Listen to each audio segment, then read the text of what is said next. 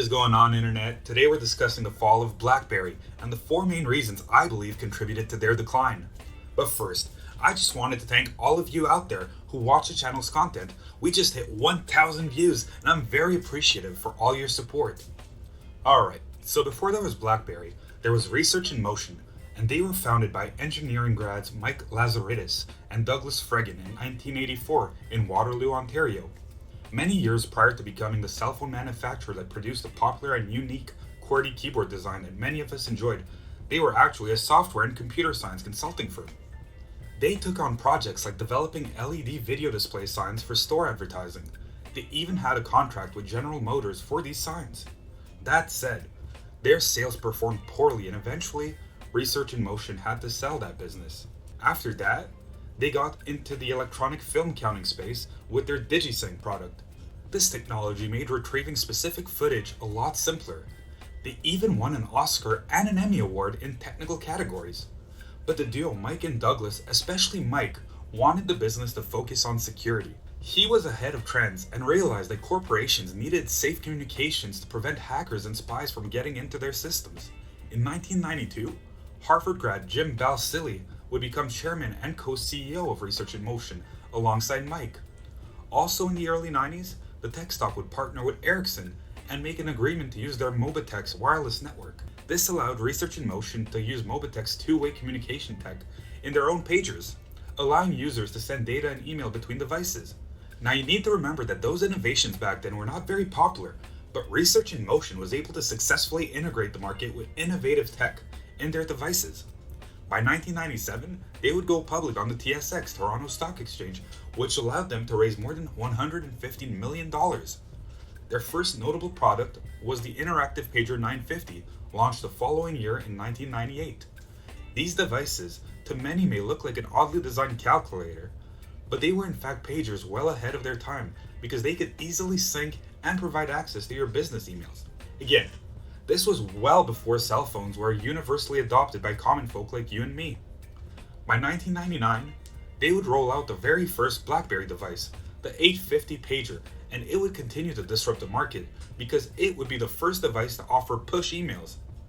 Research in Motion was a pioneer of push services, the system that notifies you when you receive emails automatically. Today, most people rely heavily on push notifications to receive important updates, whether it be from the stock market, their Uber ride, skip deliveries, but back then this was disruptive tech for corporations and government workers. So yeah, BlackBerry has a pretty impressive resume, and it gets even better. That same year, they also listed on the Nasdaq and raised $250 million US. In the year 2000, they launched the BlackBerry 957, and this amazing device, with its 5 megabytes of flash storage and 512 kilobytes of RAM, you could access the mobile web and emails on top of applications like memo pads, task lists, calculators, calendars, and other more generic apps. Who could have ever guessed that a company that would provide the enterprise market with these innovations would do so well? Definitely the senior management of corporations and government. They saw the upside and invested heavily. Thus, Research in Motion's revenues grew significantly from 1999 to 2001, and they would continue to expand globally during their golden years that ran until 2007, though they would run into legal battles over alleged patent infringement, like when they battled NTP from the States and ended up having to pay $612.5 million in settlements. Still, these were the golden years, like I said, and during these years, they would continue to increase functionality in the BlackBerry Enterprise server, and their BlackBerry operating system would also grow their product line. They would achieve a lot of success during these years, focusing on the enterprise market of public sector organizations and private sector companies. Research in Motion's network was even able to withstand the 9/11 attack when other wireless networks were down. Oprah also announced that BlackBerry was one of her favorite gadgets from 2003. They even became Canada's most valuable company in 2007, surpassing the likes of RBC. They would then start to delve into the consumer market and would hit a number of home runs with the BlackBerry Pearl, the Curve, and the Bold. These phones were 1000% status symbols. When I was in high school, I remember desperately wanting the Bold because I thought it would somehow make me cooler if I had one, like some of my other friends who had these slick devices. Then, In June of 2008, the stock price would peak at 150.30 Canadian dollars. As I just foreshadowed, this would be the beginning of the decline for this once great tech innovator. This brings us to the first reason for the decline: competition. You see, the year before Research in Motion stock price peak, Apple actually released the original iPhone, the first major touchscreen smartphone. I'm sure I don't need to tell you how well these bad boys sold. Consumers loved them, but BlackBerry didn't pay much attention to this new, and in hindsight, also disruptive feature. They believed it to be a feature intended to attract a younger demographic to play games on their cell phone devices, and thought people saw more value in their keyboards. Plus, their sales were also growing during this time, which justified their beliefs.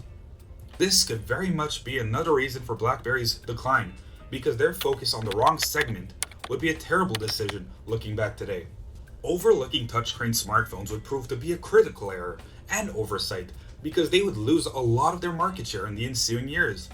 The iPhone would provide value to all kinds of demographic groups, including corporate professionals, which was BlackBerry's main market segment. Research in Motion would launch the BlackBerry Storm in 2008, their take on a touchscreen smartphone. And at first, their sales were really good, but then came reviews, and they weren't great to say the least. To say more, it was a total failure. Customers were complaining heavily about the Storm's performance and the decision to remove the QWERTY keyboard design that made them famous. This was around the time that doubt on the company's future started to arise. But that didn't stop them from being Fortune 100's fastest growing company in 2009. Also in 2009, they introduced the BlackBerry App World to compete with Apple's App Store and Google's Android market, which both launched almost a year prior. BlackBerry's store offered only hundreds of apps at the time, which was very small in relation to its competitors. You pretty much know what happens next. A huge tsunami of touchscreen smartphone manufacturers like Motorola, LG, and Samsung flooded the market with devices. BlackBerry was taking hits left and right. During these divisive years, where you still had the option of having a flip phone, QWERTY phone, or even touchscreen phones, I remember being a huge fanboy of BlackBerry phones because I loved playing Brick Breaker on it. My favorite feature, though, had to be the LED notifications, which you could set to different colors depending on the alert. Very practical when I was expecting messages from specific people, and I could just set their text message to ping me with a green LED light. Never mind Angry Birds or Candy Crush, I had an iPod Touch for those games. I didn't need their software cluttering my cell phone's capacity. I was as blind to the looming competition as Research in Motion's upper management. In 2010, they introduced the BlackBerry Torch, a hybrid smartphone that had both a touchscreen and a QWERTY keyboard. At first, they produced decent sales, but they could not compete with the iPhone.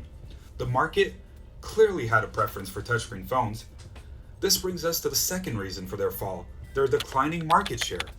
They continued to maintain the highest market share in the US smartphone market that year per ComScore, and their user base was sitting at 41 million subscribers around the world. However, this would be the plateau of their market penetration.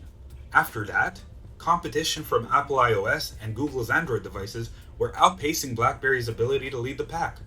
By 2012, their US market share dropped significantly to 7.3%. Meanwhile, Android was taking 53.7% of the share, while iPhones were taking 35%. That said, their user base increased to 77 million users by this point, demonstrating good performances outside of the US market. Balzilli and Lazaridis would step down in 2012 due to the pressures they were facing from investors. This was a very volatile time for their stock during this time, in large part due to the market share and earning losses. 2011 was their worst year. They saw their stock tank 80% and continued to see share price drop due to continued losses. Some of the other reasons for their stock price volatility included their many comeback attempts, acquisitions, corporate and competitive developments, and analyst recommendations. In 2010, Research in Motion acquired QNX. They offered a real-time operating system. I'm not an expert on the details, but essentially it means that it allows real-time computing applications to process data and events that have serious time constraints. QNX was intended to be the nucleus of their BlackBerry tablet operating system. They even launched their BlackBerry Playbook tablet on that system, intended to compete with the iPad. This is a good segue for the third reason for their decline: Research in Motion's inability to execute. The Playbook was a huge commercial failure because of its price, lack of features, and poor performance. I mean, on top of having a weak battery life and a lower selection of applications in their app store, this device had to be paired with a BlackBerry smartphone to access emails or even your calendar. This wasn't the only time that they invested a lot of money in a product that was subpar. We also talked about the BlackBerry Storm and the Torch that were both introduced to compete with touchscreen smartphones geared towards the consumer market. Both failures, in large part for the same reasons as the playbook. They strayed away from what they were good at and tried to replicate their competition's success. But their competition already had 2 years of a head start, which is a really long time in the tech world. To put it in perspective, when Steve Jobs demoed the first iPhone in 2007, he was showing the world a number of cutting-edge features he knew didn't work on his smartphone. The demo iPhone could not even play a full song without crashing. But Jobs did the presentation anyway, and kept switching between iPhones during the presentation so that the audience wouldn't notice any bugs or issues with its performance. Flash forward 2 years later, and they would be able to fix many bugs and optimize their device for consumers so the iPhone could meet their needs. As we all know now, that 2-year head start was an absolute game changer in this industry. And if you like content like this and want to support the channel, all you need to do is like this video, share it with your friends, and subscribe to the channel. You'll be notified when I release the newest video that discusses the successes and failures of Canadian companies. And if you're new to the channel, check out some of our older videos. We talk about CN, Bombardier, RBC, and many more Canadian companies I'm sure you would enjoy. The fourth and final reason for the fall of BlackBerry is poor management decisions. This reason can also be seen as overarching to some of the other reasons, but hear me out. BlackBerry's management didn't understand the real consumer benefit of smartphones and made poor decisions as a result. For the longest time, they focused on enhancing their internal functionality, like sending emails more efficiently and ensuring secure communications. The reality is, consumers wanted phones that could enable their productivity and entertain them. Research in Motion tried to create their own ecosystem, but ignored their competitors' accessible approach on this. Instead, they decided to make their subscribers dependent to their devices and apps. One example is needing to pair your BlackBerry playbook to BlackBerry smartphones like we mentioned earlier. Another example is BlackBerry Messenger, a secure instant messenger. They decided that only BlackBerry customers could use this app to communicate with other BlackBerry customers, as opposed to letting Apple and Google carry BBM on their app store so all consumers could enjoy this secure IM tool. This was an okay decision for the enterprise market that contracted these smartphones, but a horrible idea for the consumer market because it's not accessible for the masses. This would allow other tools like WhatsApp to take the lead in that space. On top of that, BlackBerry wanted first-party developers to build apps specifically for their app store, and in many cases could not be downloaded on other app stores like Google's or Apple's. Meanwhile, their competitors took a different approach entirely and allowed third parties to build apps for their stores, and these games and apps attracted a lot of consumers in the process. In 2013, Research in Motion officially changed their name to BlackBerry. The following year, the company's stock price saw positive upswings when they announced they would restructure their business from a focus on mobile devices to focusing on mobile solutions. However, the result was pretty underwhelming. After that, they would see more increases in their share price when it was reported that Samsung would be buying out BlackBerry in 2015. This led to their stocks surging 30%, but these highs were again short-lived as the co-CEO of Samsung reported that they had no plans to acquire Samsung. Instead, they wanted to focus on strengthening their partnership with BlackBerry. At the time, Samsung was looking into the possibility of using BlackBerry tech in their devices. Shortly after this, the downtrend continued through the year and following one too.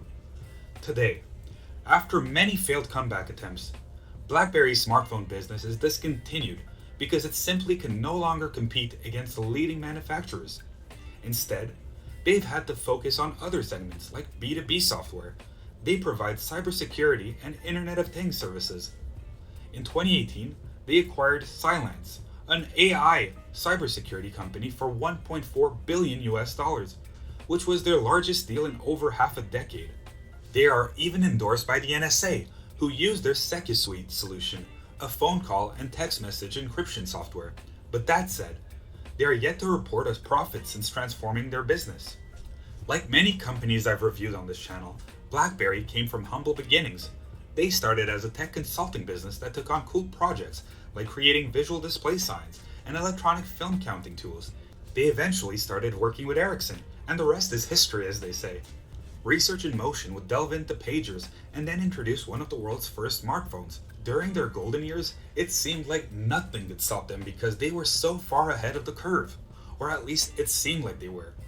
As they reached the heights of their commercial success, several factors would creep up on them and lead to their fall. As we saw, BlackBerry was unable to compete with other smartphone manufacturers and could not hold on to their dominant market share. They were also plagued with poor execution and overall bad management decisions. All these reasons brought them to their decline. Today, the business is completely transformed, and I know I would love to see BlackBerry come back so Canada can show the world that our companies can develop cutting-edge technology. Let's show the world we can secure a connected future everyone can trust. These are the 4 main reasons I believe contributed to BlackBerry's fall. Let me know if you think other reasons contributed to their decline. I'd also be curious to know if you think BlackBerry can rise up from their ashes. I would love to hear different thoughts on the topic. I didn't quite have time to check out the BlackBerry movie just yet, and I really want to watch it soon when I have a minute. Did you get a chance to watch it already? If you did, what did you think? And hey, let me know which company you'd like me to report on next. I'm all ears and eager to hear all about them in the comment section. Thank you for watching.